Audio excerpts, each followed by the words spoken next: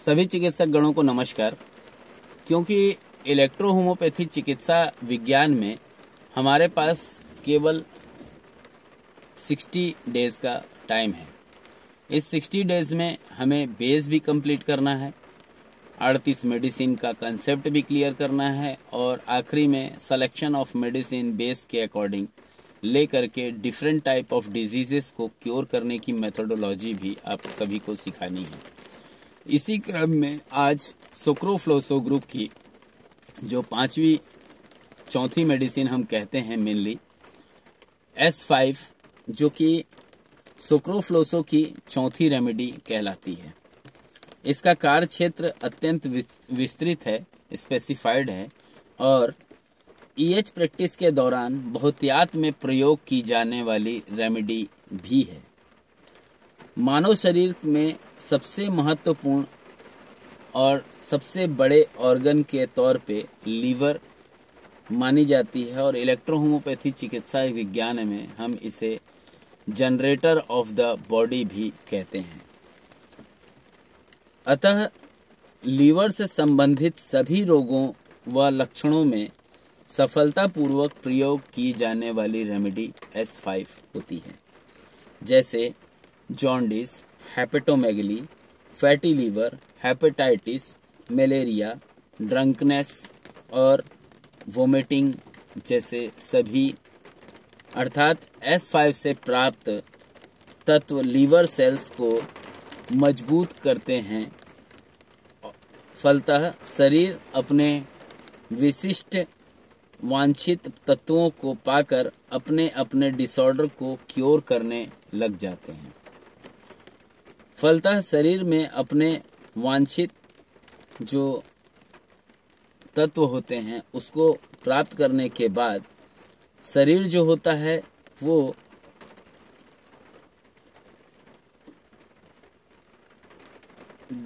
सभी डिसऑर्डर को धीरे धीरे क्योर करने लगती है और इस प्रकार हम कह सकते हैं कि ऐसे डिजीज और डिसऑर्डर जो लीवर फंक्शन से रिलेटेड हो, फिर सिम्टम्स चाहे जो भी हो, S5 right choice of family, right choice of spagyric remedy होती है।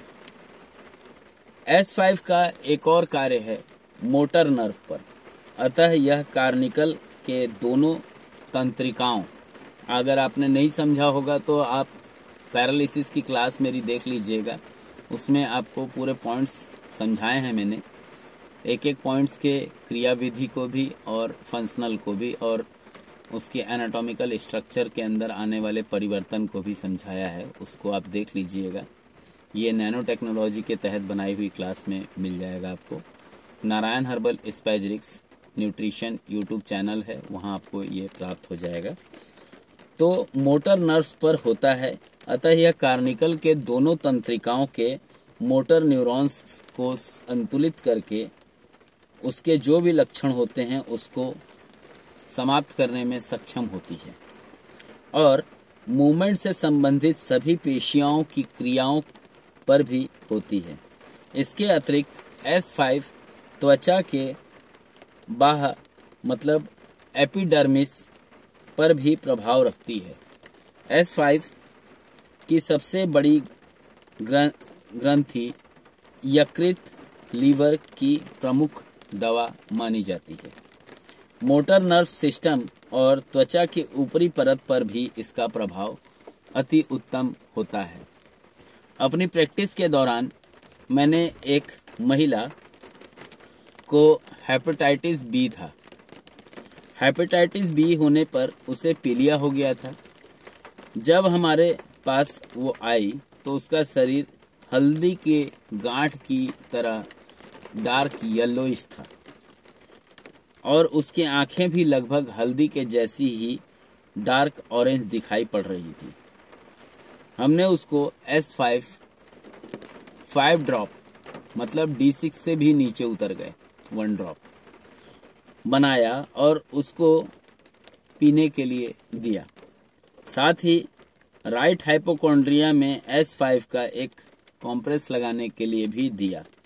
धीरे धीरे पेशेंट के शरीर का पीलापन कम होने लगा, वोमिटिंग बंद हो गई और भूख लगने लगी। इससे भी हम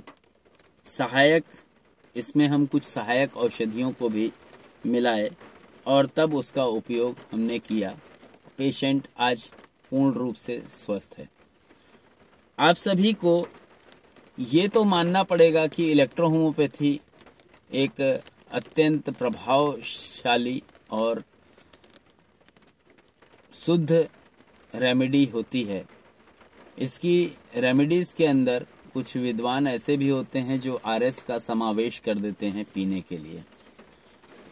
भाई मैं एक बात पूछना चाहता हूँ, इलेक्ट्रोहोम्योपैथी जब शुद्ध आचरण की मेडिसिन है, रेमेडीज़ है, तो वहाँ पे अल्कोहल मिलाकर के आप क्या सिद्ध करना चाहते हैं? किसी का हिंदुत्व भंग करना चाहते हैं?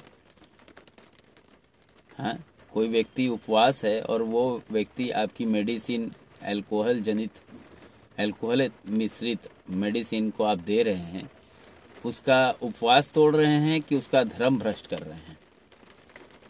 भाई पानी सबसे आसानी से अवशोषित होने वाला द्रव है जो हमारे शरीर के एक एक कण में जा कर के मिक्स हो सकता है, बहुत ही आसानी से, बहुत ही सरलता से। वहाँ पे आरएस मिला हुआ दवा देना क्या उचित है? ये सवाल आप सभी से है, क्योंकि कई विद्वान हैं जो सिखाते हैं कि भैया इतना आरएस मिला दो। बिहार और गुजरात जैसा सभी जगह पे हो जाए कि अल्कोहल मिलना ही बंद हो जाए, तब आप प्रैक्टिस कैसे करेंगे? इसलिए मेरा सीधा सिद्धांत है कि जो पानी से बनी हुई दवाइयाँ हैं और पानी में ही आसानी से सॉल्यूबल हैं, तो उसको वैसे ही देना चाहिए जैसा कि हमारे पुराने विद्वानों ने और मेटी बाबा ने अपने उल्लेख में किया, न कि उसमें आरएस मिला करके उसकी शुद्धता भंग करनी चाहिए।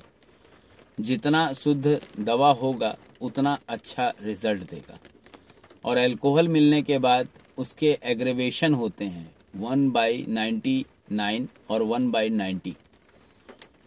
90 गुना दुष्प्रभाव देना है या 99 गुना दुष्प्रभाव देना है, ये आपके ऊपर निर्भर करता है। इसलिए मेरा आग्रह है कि इलेक्ट्रोहोम्योपैथी की जब स्पैजरिक्स का समावेश हम DW में करें तो उस DW की पाई वैल्यू 4, 5, 6 और अगर कैंसरस पे काम कर रहे हैं तो 7 होनी चाहिए।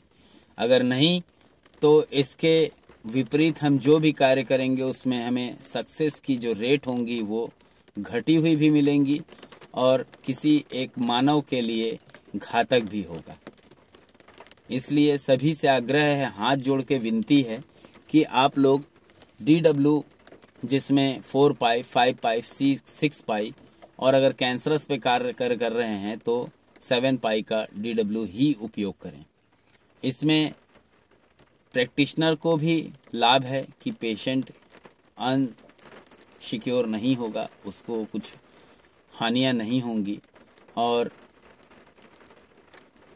प्रैक्टिशनर भी खुश होगा, क्योंकि उसके साथ अगर किसी पेशेंट के साथ कोई गलत ना हो, उसका एग्रेवेट ना हो या बॉडी के अंदर कोई नुकसान ना करे, उसके लिए अल्कोहल मिलाना बंद कीजिए। इलेक्ट्रोहोम्योपैथी शुद्ध रूप से वाटर बेस मेडिसिन होती है और वहाँ पे अल्कोहल का समावेश करके इसको अशुद्ध करते हुए अपना उल्लू चमकाना उचित नहीं है, ऐसा मेरा मानना है। बाकी आपकी मर्जी है जो, वो तो आप करेंगे ही। नेक्स्ट क्लास S6 की होगी और उसे भी आप बड़े चाव से देखिएगा, समझिएगा और अगर कोई त्रुटि रह जाती है, कुछ जानकारी बच जाती है उसमें, तो आप शेयर कीजिएगा इसमें कमेंट के माध्यम से, ताकि नेक्स्ट टाइम आपके बताए सुझाव को भी शामिल किया जा सके। जय हिंद, जय इलेक्ट्रोहोम्योपैथी, जय काउंट सीजर मेटी जी। धन्यवाद।